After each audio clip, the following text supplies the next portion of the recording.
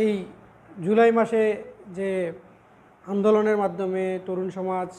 এবং আমাদের যে সাধারণ নাগরিকরা যে স্বাধীনতা পেয়েছে, সেই স্বাধীনতায় আমাদের কিছু চাওয়া ছিল, যেগুলো আসলে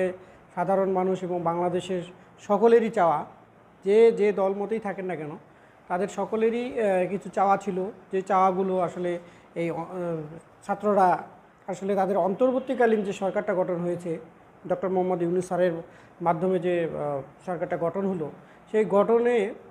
এই সরকারের কি কাজ হবে বা এই সরকারের কি রূপরেখা হবে তার একটা তালিকা এই যে ছাত্র সমাজ দিয়েছে। তো তাদের সেই তালিকাটা আসলে বাংলাদেশের মানুষের আসলে যে এতদিনের যে চাওয়া, সেই চাওয়াকেই পূর্ণ করবে যদি এগুলো পূরণ হয়। তো প্রথমেই তারা যেটা বলেছে যে